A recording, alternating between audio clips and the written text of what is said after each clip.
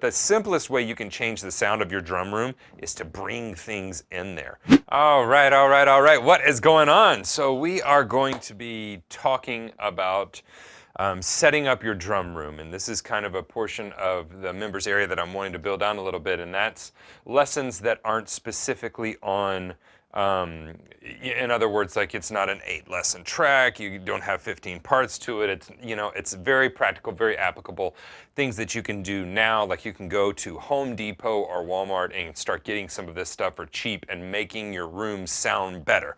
That's what I want this. I'm not going to call it a lesson series. It's just going to be an ongoing part of the members area at this point, and that's going to be, some of them will be shorter, some of them will be longer. So, let's start with this.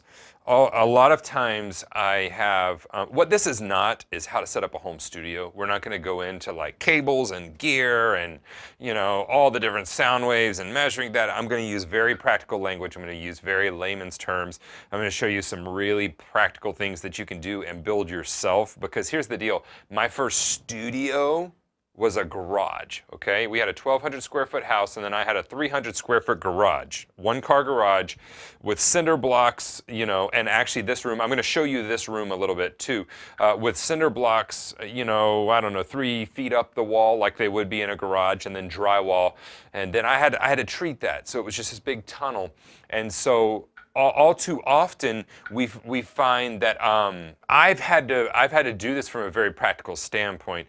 The sound of a room that you're playing the drums in is very important, and here in Nashville it's even more evident because we have whole studios that are known just for their drum sounds. Like you rent that studio out simply because you can get killer drum sounds in that room. I mean, there's some drum rooms that the ceiling is actually removable, so you can go from like a 1-story ceiling and they have like attic area up top. So what they did was they made a ceiling that rolls back almost like a garage, and you have all of this. You can get this huge drum sound.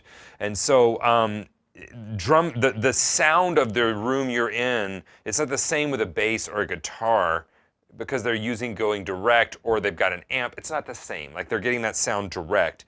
The sound of the room for us is very important because we're working with a lot of different sound sources, a lot of brash sound sources, and sometimes I get students, as a matter of fact, a lot of time I get students that are like, my drums sound horrible, and I'll go play them, and I'm like, actually, it's not the drums that sound bad, it's the room you're in. And so we don't want the room too live, we don't want it too dead, we want to control this. So, that's kind of what you want to do. So let's talk about this a little bit. The main areas we're going to want to be looking at, right, is going to be floors, ceilings, walls, and corners. Okay, not just corners of the rooms, but also specifically the corner trap or the tri-corner. So where the ceiling meets the actual wall, that's going to be a tri-corner. You have this on top and then that coming together. And so so you need to go ahead and look at that and kind of check out those different areas. One way real quick to go around your room and find the areas that need treatment is to have someone play the drums and just go stand in the different, not real loud, but go stand in the different parts of the room and hear how the drum sounds in that corner. Hear how it sounds in this corner. Hear how it sounds right in front of it. You know, stand on a 6-foot ladder and hear how it sounds at the top, because if we have overhead microphones over the kit, that's the sound those are catching. So we're looking at doing this, and one way you can do this by yourself is you can actually clap around the room. So you can go to the different corners and clap, and it'll be amazing. Like this corner is much deader because I've got this stuff. I've got some things I'm going to show you because of this, and I also have this completely trapped over here. I'll show you that in just a few minutes. I'm going to kind of twist the camera around and show you some of the room I'm working with, which is a small room. It's a 10 by 11 is the room I'm in right now. And so you don't have to have a big space for it to sound good. And so we kind of want to deal with those things. So that's one way that we can find where the bad frequencies are, is by clapping around the room. Okay, you don't have to go out and buy a bunch of stuff. I'm gonna show you how to use furniture to actually treat some of your rooms. So another thing that I had to learn when treating different areas of the room was what you're trying to eliminate is the standing sound wave. So when you hit a sound source, sound waves go out, right? They go out in all directions. Now, what happens is it hits the wall. When it hits that wall, it comes back. And what it does is it hits those other sound waves. And if those sound waves hit each other directly on, you're going to get all kinds of weird overtones and frequencies. And I'm not going to get real deep into this whole standing wave. I'm not. All you need to understand is you want something that whenever the sound hits a wall, it deflects the sound into different directions. So now instead of coming, you know, where you've got sound coming here, instead of coming straight back, now you have it coming and hitting, and now it's going like this. So it's going out in all different directions. So now the next sound wave coming straight from when you're hitting the drum kit is kind of going in between those and glancing off at angles. That's where you get the different sounds and sources, okay? And so that's something I didn't understand. That's a basic of this is what's happening when you hit your drum. Now, the next thing is we don't have to treat every wall. We only need to treat 2 of the walls in a 4-wall room, okay? So if I've got 1, 2, 3, 4, and I'm gonna treat that wall, I don't necessarily have to treat this wall. If I'm going to treat that wall, I don't necessarily have to treat this wall. Why? Because you've already deflected the waves. You can treat those walls, it's totally fine, but you don't have to. So if you're looking at actually buying some stuff like some foam like this, you just need to understand that you don't have to buy it and put it on every wall everywhere. And so that's something that I didn't know whenever I first started. Let's check. I want to do something I've never done, and that's actually just kind of show you the drum room. I'm going to be a little limited because we're hooked up to HDMI, so I'm just going to kind of twist the camera around and show you the angles that I can of the room so that you can see what I'm working with here.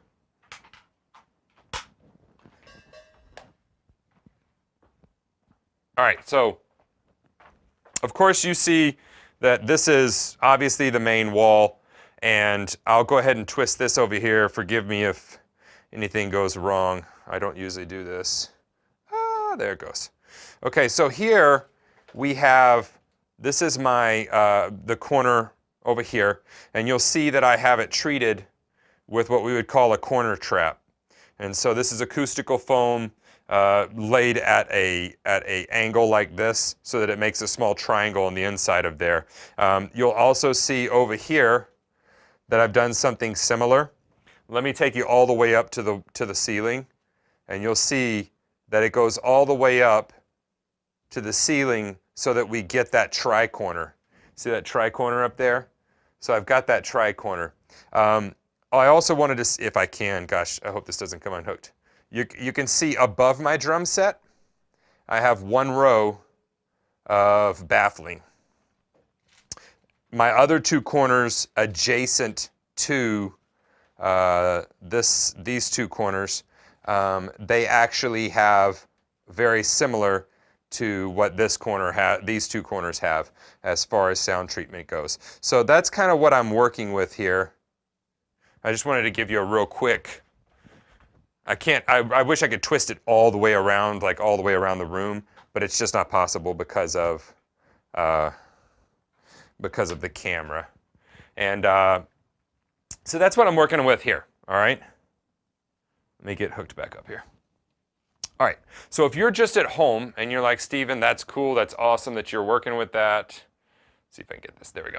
That's awesome that you're working with that, but that's not gonna work for me. I don't have the money to spend into this stuff. Let's talk about some things we can do. So let's go with, we don't have any money to do anything with, I just need to use what's in the room. Okay, if you need to do that, then we're going to be using the furniture, bookcases, and rugs, things like that. So if we have a hardwood floor, then we're going to want to put a rug, obviously, under the drum kit. If you can put some kind of rug to soften that floor, it's going to be a little bit better. You don't want all of your sound sources in your room to be completely harsh. So if we can do a rug, that's going to be great. Now with furniture, what I would start doing is all too often I'll walk in and they're like, this is my practice room. This is the, for instance, our first house, my wife, Kelly, she gave me a room I could practice in. She at first was going to have 2 guest bedrooms, right? Because everyone needs that, right? And so I said, well, what am I going to do with my drums? And so she came home one day after work and they were set up in the middle of the den. And she said, what are you doing? I said, well, I couldn't set up because we have 2 guest bedrooms. And so I just set up in the den. And she said, oh, you can have this room. So that was how I arbitraged that and got a practice room. And it's not necessarily what I suggest, but it's how I did it.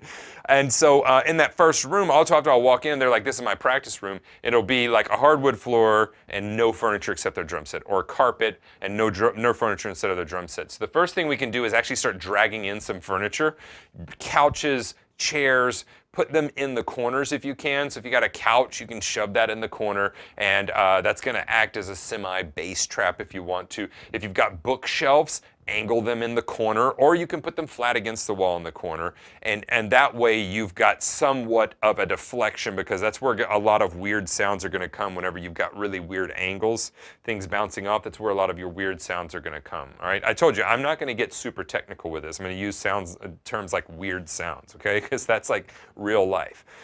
So the furniture can be used. We can have a rug underneath the drums. Now, what if you want to deal with above the drum kit, because as well, sound's going out, it's also going up, okay, especially with cymbals, because they're hitting like this and the sound waves, like you got stuff happening above your head.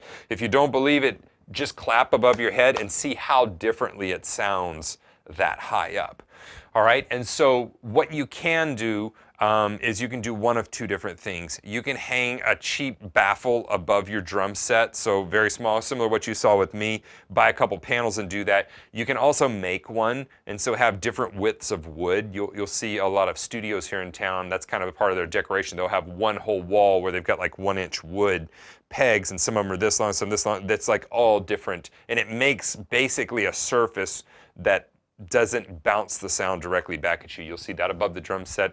A super cheap way to do it is to take a blanket and actually take tacks or brads and put that above the drum kit with a very slight pocket in it. So in other words, it's not tight against the ceiling. It's got a little bit of a hang to it, and that's going to help deflect and soften some of that sound. Whenever we clapped around this room, the reason you see the 4 panels up there, that was where we were getting a lot of weird tones, and so we found that putting those up there was really easy to go ahead and help with that. But the simplest way you can change the sound of your drum room is to bring things in there. Over in this corner, I have a stand-up piano. I've got computer, I've got monitors on this wall, I've got another corner trap there. I've got lots of different sources for the sound to kind of bounce off of. You don't want to be cluttered, but at the same time, you do want to be careful that it's not just a blank room, because you're going to get a lot of standing sound waves. All right, so if you want to go the more expensive route, this is what's called studio acoustical foam. All right, you'll notice that it's thin. You'll notice that it's ridged. They make this in different designs. You can make different designs on your wall with it. It's also expensive. And so I actually bought my studio acoustical foam secondhand.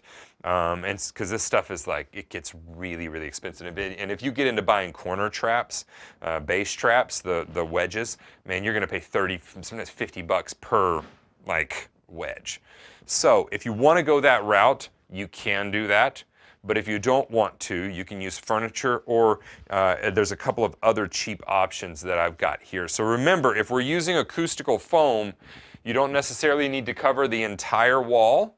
Just make designs on the wall. If you want to go back and look at some of my older videos, real old videos on YouTube, you'll see I have just like a triangular design with 4 of these puppies butted up against each other. The reason I did that was because I wanted to cover more wall surface, and I didn't have to cover every single piece. What you'll do as you hang it, again, use the clap method, clap around the room and listen to, oh wow, when I clap in this area, there's like something weird happening. How can I fix that? You know, and so I need to put something here, I need to put something there. Let's go to the second thing you can buy, and then I'm going to show you one that you can make.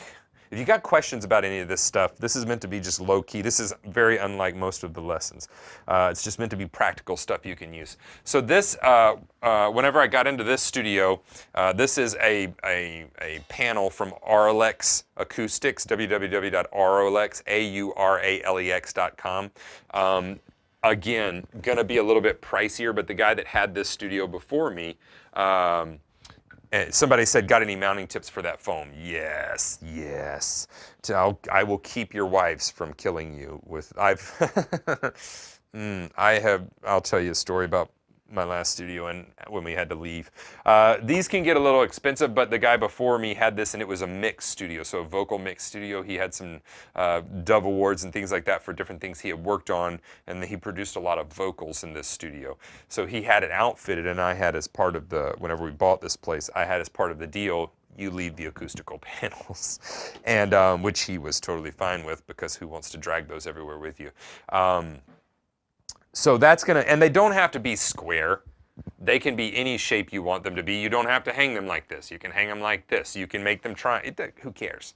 Again, this is not a hard and set thing. And different rooms, I've gone into a room and been like, well, that's really strange. They're like, well, that's just, it's what worked. We tried a million different things and that's what worked with the room. So don't be afraid to try different things, different textures. Let's talk about, Marcus had a great question about hanging acoustical foam.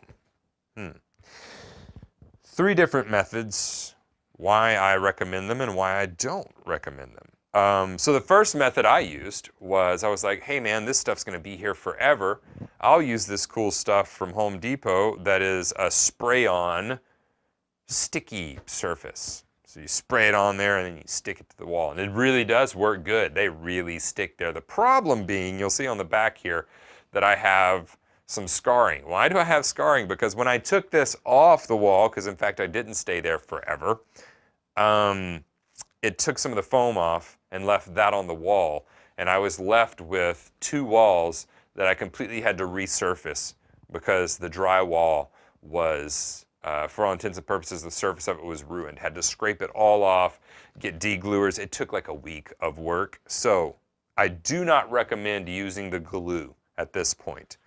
Why? Because there are much cheaper options, easier to remove, non-wall scarring options. What are those? One of them is the way that I mount this stuff now is actually I go get small, like those little pin nails, little brads from, you know, maybe this long from Home Depot. You pick up a whole pack of them for like $2, right? And something you would use to hang a really light picture. And I like to get the ones with a little bit of a wider head. You can get one that has a pin head, or you can get one that has a little bit wider head for hanging like a little picture. Get those, and then a studio buddy of mine taught me this, and then just tack those in the wall. And you can't see them in the acoustical foam because they'll sink into the foam, and they barely scar your wall. You're gonna have just a couple little pinholes. Much better than the alternative matter. You can also, I've also seen guys use like actual push pins that you would sew with. I've seen them use those. So I would not recommend gluing this to a wall if you ever want to take them off, especially if you're doing this in your house, because you're going to scar the walls up. The other option that I use a lot these days, I use this actually, and I got this from the guy that I bought this place from. Actually, he uses for these acoustical panels, he uses command strips. They're damage-free hanging strips. I love these things. A little bit pricier. By pricier, I mean like $3 or $4 per pack. This says they hold up to 16 pounds, 7.2 kilograms. That is a lie. They do not hold that much weight. If you put a bunch of them on there, maybe they'll hold that much weight. But also if you've got kids, like my boys love like these just posters. They have things they want to hang on their wall that are not, real heavy. I use command strips for that. Light pictures, command strips. Because I can take and I can just peel them off real easy. So I've got those on this panel, and you'll see it just peels off, and it's just a, functions very much like Velcro functions, just much stronger. It's got a tab on it, and you can actually take the tab and pull it off the wall. It won't scar. So that's how most of the acoustical panels are hung in these that I'm using, and I've got 1, 2, 3 of these on this wall, 1, 2, 3, 4 on this wall, and then I have much larger ones, so like twice that size, rectangular ones, one over here, and then one that I've built on each side here, one here, 2 there, 2 there. So those function as base traps as well as the tri-corner traps. And I'm not going to go into why they're called base traps, tri-corner traps. Just understand weird frequencies come from that area of the room. Deal with it. That's what needs to happen. Marcus is asking about mineral wool. You're ahead. I'm gonna actually show you how to build some for cheap, which Marcus and I have talked about that. You can also make these things. So I'm going to show you how to do that. An easy way to make this, okay, is to get. I'm just going to show you real quick. Is to get a piece of cardboard. This is going to be like ghetto. How to do it. Get a piece of cardboard, because that's really all this is. You see I can bend it and stuff, it's cardboard. And get a piece of like the foam that you would put on a mattress before you put the sheet on. Sometimes you lay on those mattresses. Get just a piece of that like foam you can roll out.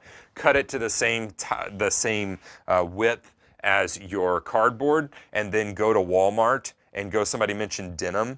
Basically, some kind of tough fabric, and you're going to take not like I've used sheets before, but they're not as durable.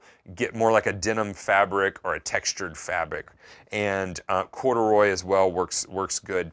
And then what you'll do is you'll just cut it to this, bring it on the other side here, and that's basically what they did here, and they're a company. They fold it here, they tack it around. So like for a few dollars, you know, a couple of Amazon orders and a few dollars, you can make this with just some cheap foam that you can buy at Walmart. You can put a piece of cardboard and then some fabric that you can get for a couple dollars a yard at Walmart. That would be the cheap po man's way of doing that. And another way, the way that I did it for my first studio. Now we're here in Nashville, so Marcus is talking about mineral wool and OC703. You can write those down. Those are going to be names that this is referred to. It's also called rock wool. And what it is it's compressed insulation. So the insulation that's in your walls, they take that and they compress like this much of it into this much space. So you have a very thick, and I don't have a piece of it to show you, it's all inside of things. So my first studio, I made all of my tri-corner traps and base traps, and I'm actually still using one over here. This guy is one that I made, and then this is one that was bought. And so what I did, and this cost, I'm trying to remember, I made 4 traps that were this size to cover basically the bottom portion of the wall. And I made, maybe 6 that were this size. And what I did was, these were my tri-corner traps for hanging from the ceiling. Those were my base traps. Okay, so I was taking care of everything that was happening on the floor area where my toms, kick drum, snare, hi-hat, all of that will be. Sometimes in studios, another thing you can do is, if your wife is like, I hate those, I don't want them out here all the time, you can build something like this that I'll tell you about in just a second. And then you can use like little legs. You can get some little corner braces or whatever and have feet that come off here. And many studios here in Nashville actually have just these types of baffles that you can move around the room. So you could have a closet you can store them in, and when company leaves, pull them back out and baffle certain parts of the room, and that way they're freestanding. How do we make these? Rock wool is like any other insulation, so it's fiberglass. It's going to get all on you, all up in you. And so you want to be careful, wear gloves when you're doing this. But I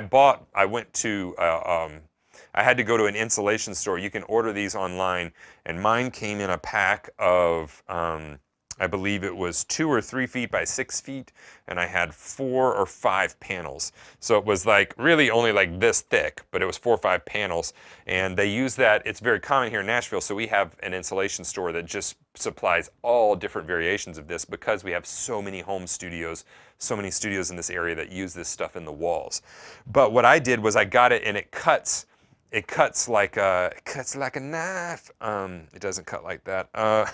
I don't know why I'm saying that. It cuts like a cardboard wood or anything like that. So you can actually just cut it with a knife, and that's what I did. I cut these squares out. This is a 2 foot by 2 foot. And then I went to Home Depot and I got cheap wood, just a 1 inch, I believe it was 1 inch by 4 inches, I believe is what this is. 1 inch by 4 inch, I believe. And you can get those for a couple dollars. You can get like a 12-foot board of that, or 8-foot board. And then I cut my frames out, and you can see that's just a very cheap piece of wood underneath there. I cut my frame out, I framed it up, I shoved the rock wool in there, and then on the back side, I got really cheap fabric, so I got gray fabric.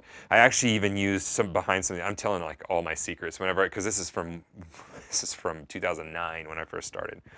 We had some cheap curtains, or we had some, not cheap, they were thick curtains, but they were really super ugly, that I had used to shove in a bass drum years ago, and I was like, man, I could use those because they were real thick fabric. And so that's what I did, is I actually cut those up, and so on the back of some of these, it's this really ugly, like late 90s red color. Anyway, so what I did was I shoved that in all around and used a staple gun to make sure it's in there. And then I took, this is black sheets. I wouldn't recommend buying sheets. I would just go buy it by the yard. Black sheets from Walmart, the cheapest I could find. This is like, I'm telling on myself here. I started this thing like bootstrapping from the ground up. I didn't borrow money or anything like that to start the business that I currently have. So it's been just built with cash from the ground up. So I was working with very limited resources. I bought the types of sheets that you would buy if you were a college student at Walmart. I think they were $8 for a set of them, and they were basic black. And they've worked great. I would go like up a step and pay, you know, a couple dollars more at this point to get the deeper denim style. And I like to, in my studios, I like to go black or gray. I like to go some neutral color. So, because it's not really something you're wanting noticed. It's not a decoration. It's simply for sound. Then I took that, I cut it, I wrapped it around, and you can see here, I wrapped it around, tucked it in here, stapled it with a staple gun. I made all of those, so 4 corner traps that were 4 foot by, I believe, 2 feet, 4 of them that were 2 feet by 2, 6 of them that were 2 feet by 2 feet, and I think all of that in insulation, wood, materials, it all cost me, I think around $150, no more than $200. And so you can do this for really cheap. This corner trap, the way I hung these in the corners, because you don't want it flat against the corner necessarily. You want it to have a little bit of a gut out. And so the way I hung these was I put small hooks. You can see them, one's flattened out, 'cause this is my extra, it's been in storage. I hung this, and then I put a small like garden hook in the ceiling about a foot out from the tri-corner where the walls came together and the ceiling came together, about a foot and a half out from that. And then I ran a wire across there, and I hung that from the wire, and then I actually just kind of propped it up on the wall, because nobody's ever going to touch it, it's up on the ceiling. I propped it up on the wall like this, and it was my corner trap, and it just hung at an angle like this, and it worked fantastic. So rock wool, it's called rock wool mineral wool, or OC703. So you can get all of that. Really expensive route, go ahead and do these. They work great. A little bit expensive, but you can also make these. This would be the Po Man if you want to make it with cardboard and some very small insulation or cushioning that you can do, and then cover it with some fabric that you buy by the yard at Walmart, or you know, whatever your local sewing store is. And then if you want to go a little bit sturdier, and you'll see this can stand on the floor because it's square, so I can set this, I can move it around the room and set it wherever I want. So if you're recording in your home as well, you can use these as movable baffles around the drum kit. So that's how we're going to be dealing with the walls. If you have questions, please put those in there. If you have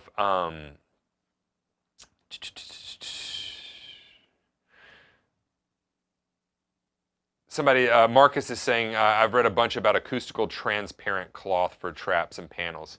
Have you found that to make a big difference? So here's the deal. I don't cut #1 albums out of this studio. For my uses, no, not a big difference. For my, and we can go back and forth and talk about how pure the sound waves are. I just go from what I'm hearing, and you know, I've seen some studios spend some really big dollars on things, and their drum room sounds. I've seen home drum rooms sound that good with like couches and stuff in there. So I really do think it's all. This is an area that you can spend a lot of money in. And now understand, we're talking about sound treating the room. This isn't. This is sound treatment, okay? So this is the actual room that you're in, that you're treating. I think many of you will be surprised that if you treat the room that your drums are in, it's going to make a big difference. Some other simple things we can do is hang curtains. So even if you don't have a window in the room and you don't want it to look odd that you've hung curtains, hang a curtain rod and hang curtains on the curtain rod. It'll look like a window, but you have these big, thick curtains coming down, and that way, if you want a harsher sound, you can, studios in Nashville have this as well. They'll have a curtain that goes across the whole wall, so if they want to deaden the whole wall, it's a real thick curtain, they'll take and they'll pull that over. If they don't, they'll pull that completely back, and they have a different sound source underneath there. So you don't have to have a window to hang curtains, because once you hang the curtains, it looks like there's a window there with curtains drawn, okay? That's what that means. Tim is asking, any tips on soundproofing? You might cover that in an alternate class. Maybe you could share a few picks on your overall studio as well. Yeah, so there's a difference between soundproofing and sound treating. And soundproofing is a whole, sound treatment is all about the sound within the room. Okay, so that's the sound that's happening within the room. Soundproofing is all about the sound that's happening outside of the room. So we're trying to keep sound from escaping from the room. And I probably will save that for another video, because we can get into a whole mess of things with that. I'll give you some quick tips though. Anywhere that air is escaping, sound's going to escape. So many times people don't realize that the sound escaping from their room is coming from their ceiling, because you know, they're playing drums and the only thing above them is an attic, but they don't use that attic space, so it's a bunch of empty space, and that's where the sound's getting out. Because there's no insulation up there.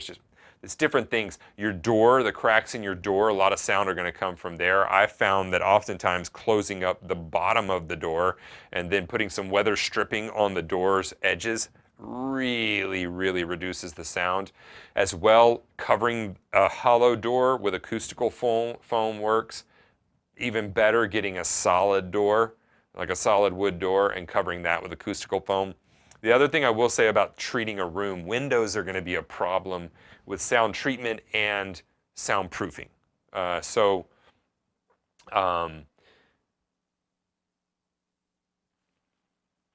Samuel is asking, after treating your space, did you find that there were certain frequencies that remain hard to tame? Yes, which is, we've got to do something about this, because my overheads are, if you can see my fingers, my overheads are about, if my fingers are right here, right there, okay, no, yep, there. So my overheads are about a foot and a half from here. There's treatment on this wall and this wall, but there's no treatment on this wall, and I've got a monitor and a little treatment over here, but if I get weird frequencies in here, it happens up there, and you can almost hear the echo. I don't know if you can hear, I can hear it in my in-ears. Once I get down here, it changes. It starts getting weird right about there.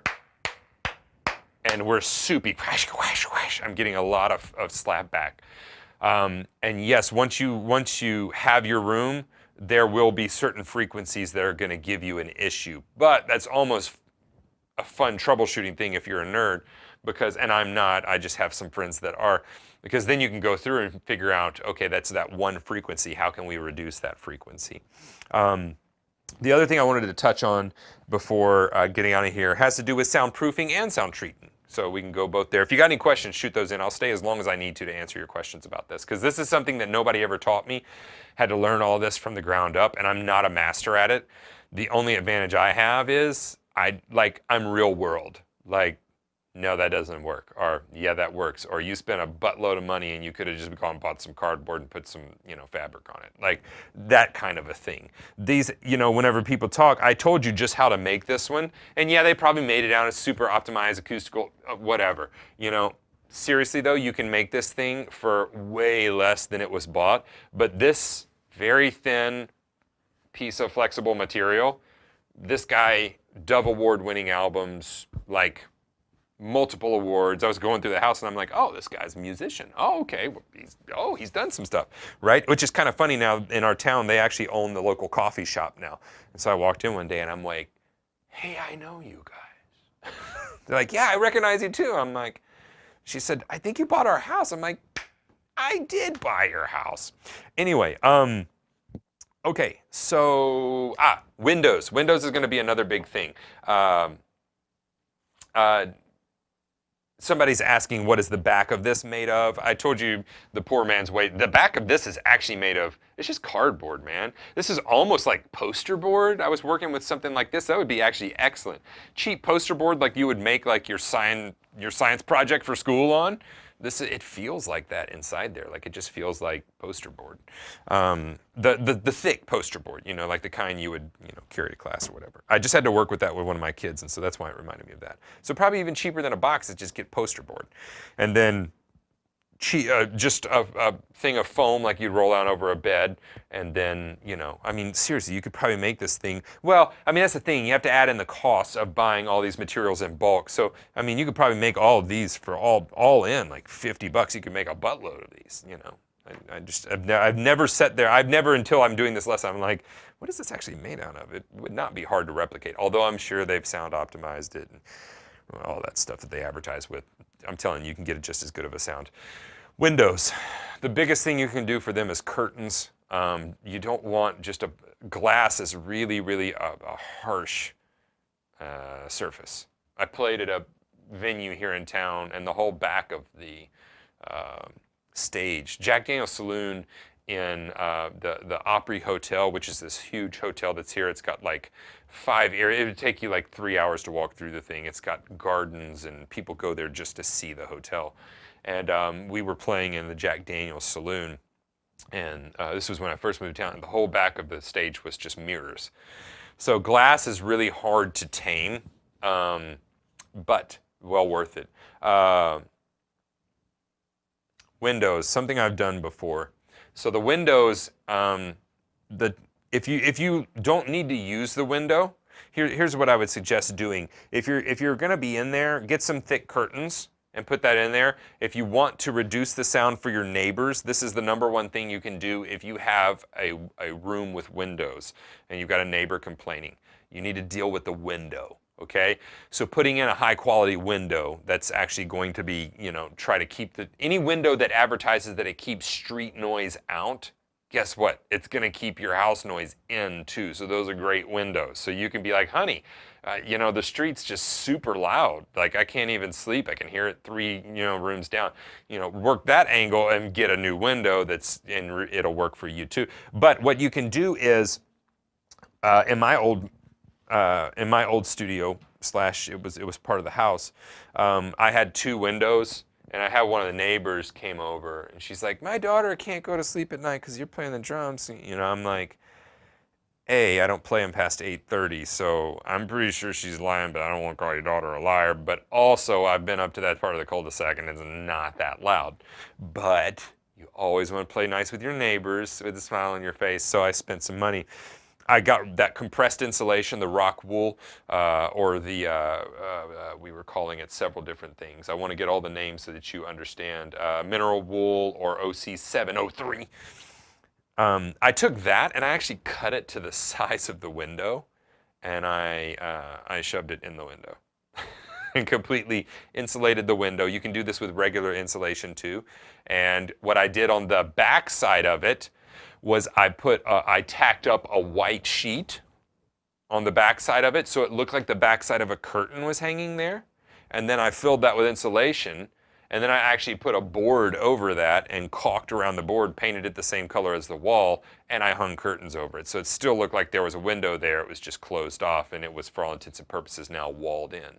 So you can do that. I would be careful, though, because when I took that off there, there was some sun damage to the drywall, so you may have to repaint. There's also a little bit of sun damage to the window, I'm sure, because it just got hot in there. So just if you make those kind of changes, understand that if you keep them for 3 or 4 years, that may be an issue.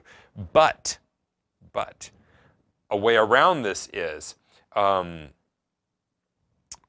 5-year-old throwing the drummer on the bus. You know, she was standing there talking to me, and I wanted to be like, look, I'm pretty sure that she just doesn't want to go to sleep, and she's saying that my drumming 8 houses down the street, which is bothering no one else in the neighborhood, is the reason she can't go to sleep. I'm pretty sure your daughter just wants to be up past 9. But, I mean, I have kids, though, so I get, like, for the 18th time, you're like, if you get up again, I'm going to have to staple your shirt to the headboard, and you have to stay there. What you can do is get a piece of light plywood, or you could also do what we were talking about, that cardboard stuff. Cut the rock wool to be the size of the window, and then have some of this adhesive stuff on the corners. So cut the actual poster board, or I'm losing all my words, or wood that you get about this much longer than the actual window. Have that frame around. Put the insulation in the middle so that it covers up all of your window, and then whenever you practice, you can pull that off the floor, put it on there. If you put some of these command strips on there, that'll just tack it and hold it in place.